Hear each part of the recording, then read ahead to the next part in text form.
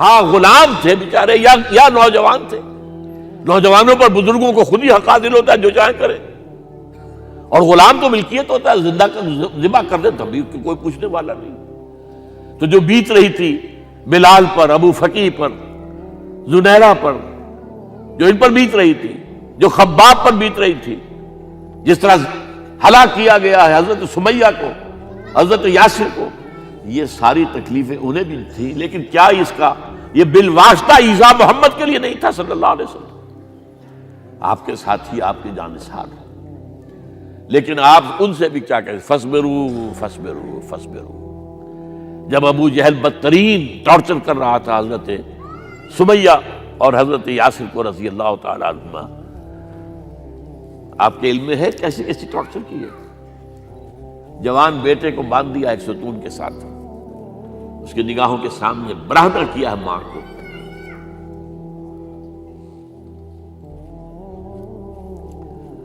ہاتھ میں ایک مورتی ہے.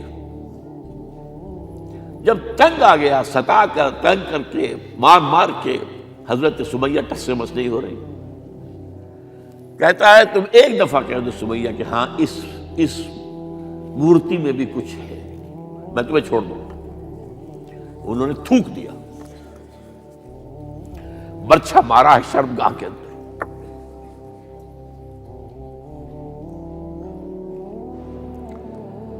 کتنی تکلیف پہنچی ہوگی حضور کو. لیکن آپ گزر رہے، اصبروا یا آل یاسر فإن موعدکم الجنہ. اے یاسر کے گھر والوں صبر کرو، تمہارے استقبال کی تیاریاں ہو رہی ہیں جنت میں. یہ سیرت کوئی بناتا سناتا ہے، یہ سیرت. یاسر کے ساتھ کیا کیا ہے؟ 4 اونٹ نر سانڈ، اور ان کے ساتھ رسے باندھ کر ایک رسے سے ان کا ایک بازو باندھا، ایک سے دوسرا بازو، ایک سے ایک ٹانگ دوسرے سے دوسری ٹانگ. انہیں دوڑایا ہے کہ پرکھتے اڑ جیسے قسم کے. یہ دین ایسے ہی قائم نہیں ہوا. عدل و انصاف کا نظام ٹھنڈے ٹھنڈے قائم نہیں ہوتا، گھر میں آرام سے بیٹھے ہوئے قائم نہیں ہوتا. اور سنیے، 3 برس شیب بنی ہاشم کے اندر قید ہے. 3 برس. اور یہاں کی قید پر قیاس نہ کریں. یہاں تو جیل میں کھانے کو ملتا ہے، راشن ملتا ہے، جیسا بھی ملتا تو ہے نا. اور لیڈروں کے لیے تو class A class B class ہے. اب تو ان کا تو لیڈر تو لوگ جب آتے ہیں جیل کاٹ کر معلوم ہوتا ہے کہ شاید کسی صحت افزا مقام سے تشریف لا رہے ہیں. وہاں کیا تھا؟ Total boycott. ایک گھاٹی، ادھر پہاڑ ادھر پہاڑ، دونوں طرف جو ہے پہرے. کوئی کھانے پینے کی چیز اندر نہیں جائے گی. اور پورا خاندان بنی ہاشم، وہ بھی کہ جو ایمان نہیں لائے، وہ قبائلی زندگی تھی نا. بنو ہاشم چونکہ حضور کو پشت پناہی چھوڑنے کو تیار نہیں ہوئے، ابو طالب نے آخری وقت تک بھی ساتھ نہیں چھوڑا. ہاں آخری وقت کے قریب ایک بات ہو گئی تھی. ایک مرتبہ تو ہوا کہ وفد آیا ہے قریش کا کہ اپنے بھتیجے کو روک لو، وہ ہمارے معبودوں کی توہین کرتا ہے. ابو طالب نے بلایا اور آپ سے کہا کہ یہ کچھ اپنے رویے کو بدلے. آپ نے فرمایا چچا جان، اب تو چاہے یہ میرے ایک ہاتھ پر سورج اور دوسرے پر چاند رکھ دے، میں اپنے اس مشن کو چھوڑ نہیں سکتا. یہ ہے استقامت. اور ابو طالب کے عین انتقال کے وقت جو معاملہ ہوا، جب وفد آیا ہے کہ ٹھیک ہے اب ہمارا جو ہے صبر کا پیمانہ لبریز ہو گیا ہے، اب ٹھیک ہے آ جاؤ میدان میں، تم بھی ساتھ چھوڑنے کو تیار نہیں ہو. ابو طالب نے بلایا، بھتیجے مجھ پر اتنا بوجھ نہ ڈالو جو میں برداشت نہ کر سکوں.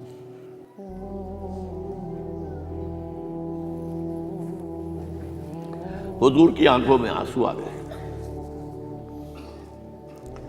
چچا جان اب تو یا یہ بات پوری ہوگی یا میں اپنے آپ کو ختم کر دوں، اسی میں ختم ہو جائے.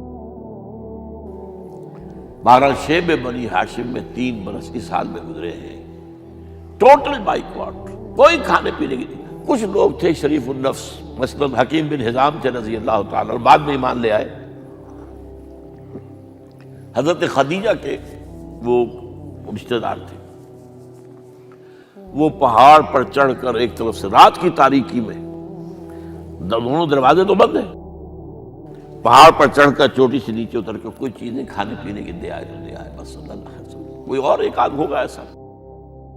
یہاں تک نوبت آئی ہے کہ بنی ہاشم کے یہ پھول جیسے بچے معصوم بھوک سے بلبلا رہے ہیں، اور اس کے سوا کچھ نہیں ہے کہ سوکھے چمڑے ابال کر اس کا پانی ان کے حلق میں ٹپکا دیا جائے۔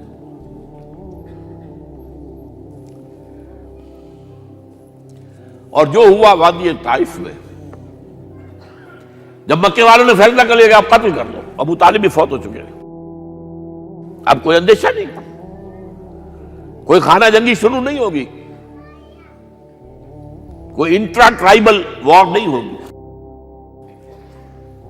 تو آپ طائف گئے ہیں۔ شاید وہاں کے 3 سردار تھے بڑے، اور یہ طائف اصل میں قریشی کا سمجھیے کہ یہ ان کا گرمیوں کا یہ صحت افزا مقام تھا۔ یہ تمام جو سردار تھے مکے کے، ان کی جائیدادیں وہاں تھی، باغات تھے،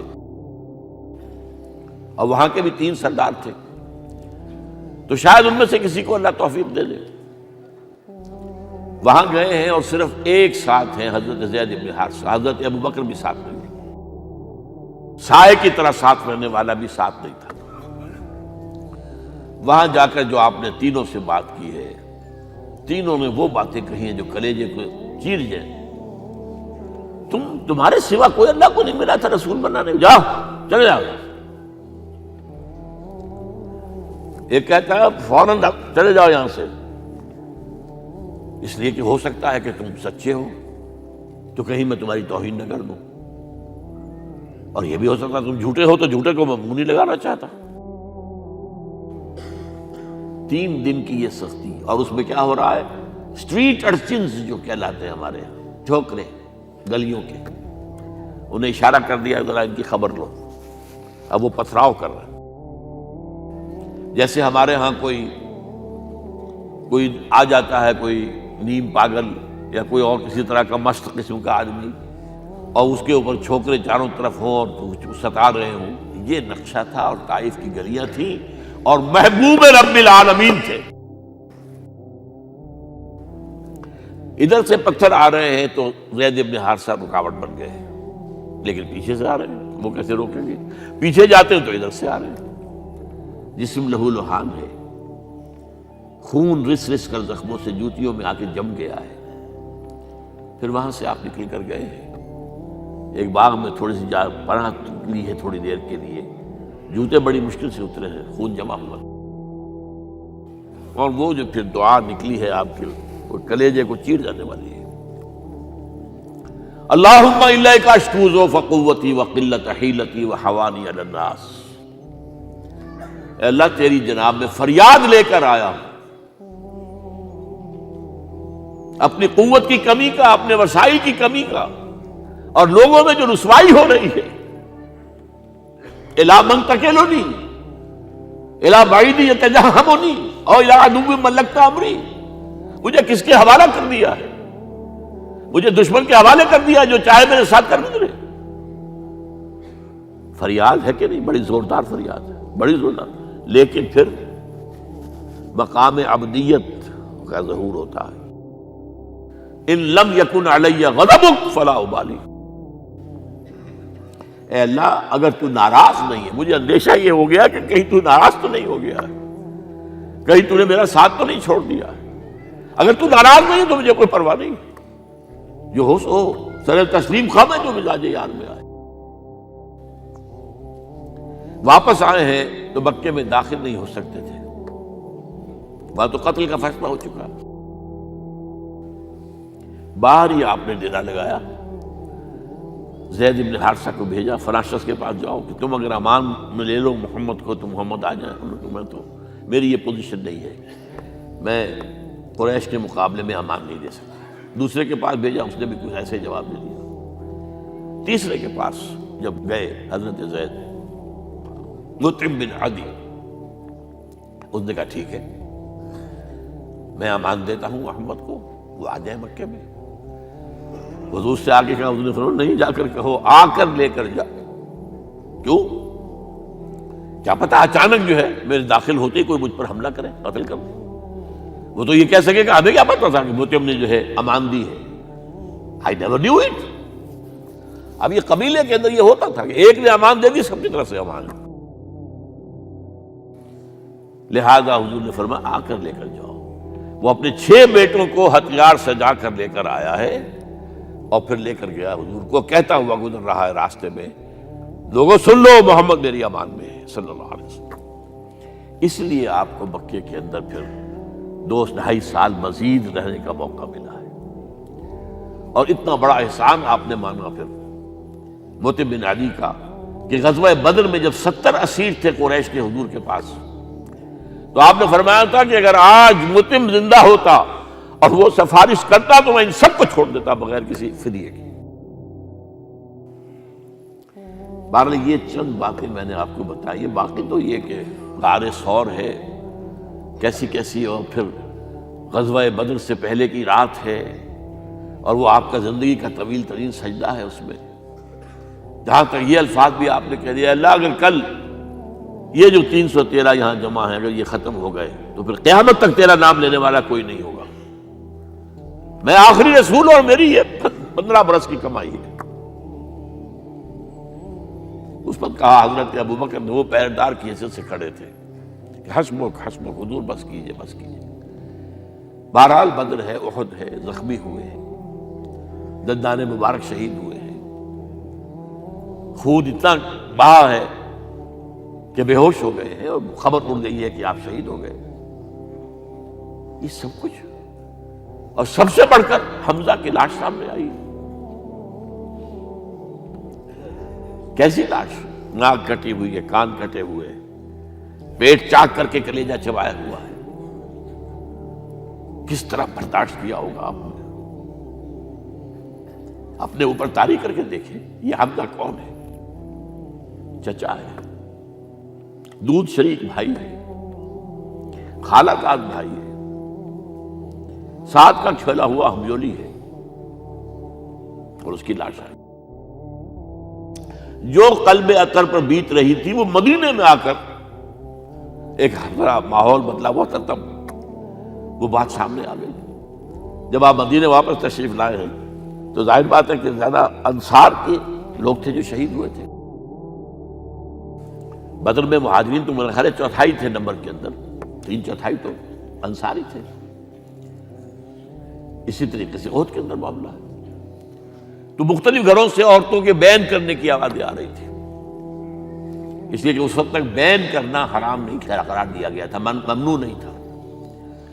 آوازیں سن کر حضور کی زبان مبارک سے نکل گیا، اما حمزہ فلا بواکی لہو، ہائے حمزہ کے لیے تو کوئی رونے والی بھی نہیں ہے۔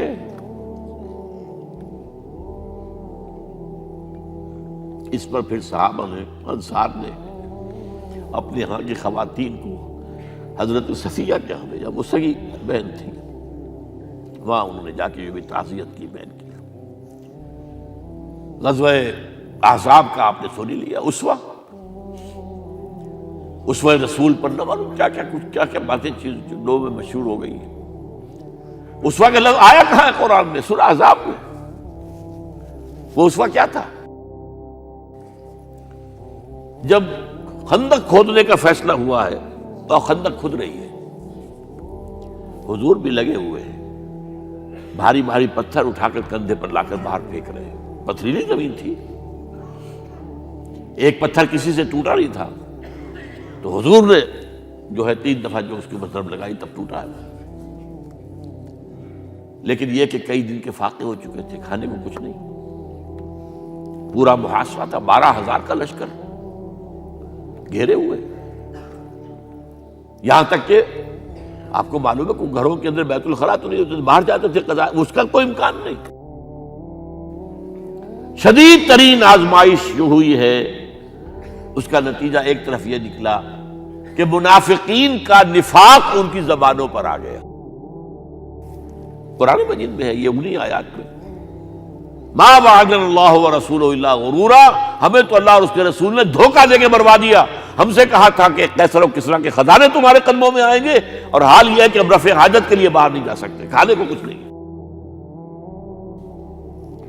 اس وقت کچھ صحابہ آئے ہیں حضور صلی اللہ علیہ وسلم سے، دیکھیے فاقے سے کمر دوہری ہوئی جا رہی ہے، ہم نے اپنے پیٹوں پر پتھر باندھے ہوئے، چادروں کے ساتھ پتھروں کسا ہوا تاکہ کمر سیدھی رہے۔ حضور نے اپنا کرتا مبارک اٹھا کر دکھایا، 2 پتھر بنے ہوئے۔ یہ ہے اسوہ، یہ ہے آپ کی سنت، آپ کا اسوہ حسنہ۔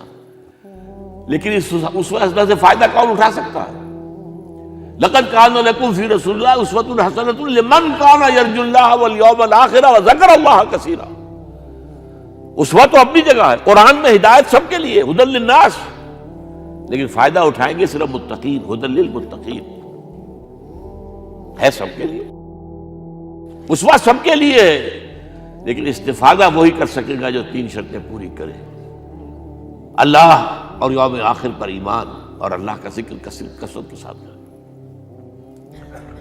بہرحال یہ میں نے آپ کے سامنے اس حوالے سے رکھا ہے، یہ اسوہ جو ہے حضور کا، یہ ہم پر اتمام حجت ہے۔ دیکھیے نوٹ کیجئے، پوری نوع انسانی پر اتمام حجت، اسلام کا نظام عدل اجتماعی جو قائم کر کے دکھا دیا، حجت قائم ہے۔ اسے انگریزی میں کہتے ہیں اٹس ڈویبل، کیا جا سکتا ہے، یہ کام ہو سکتا ہے، اس لیے کہ زمین پر قدم بہ قدم چل کر یہ انقلاب آیا، محنت سے آیا، مشقت سے آیا، ایثار سے آیا، قربانیوں سے آیا، تکلیفیں جھیل کر آیا، صبر و مصابرت سے آیا، استقامت و مقاومت سے آیا۔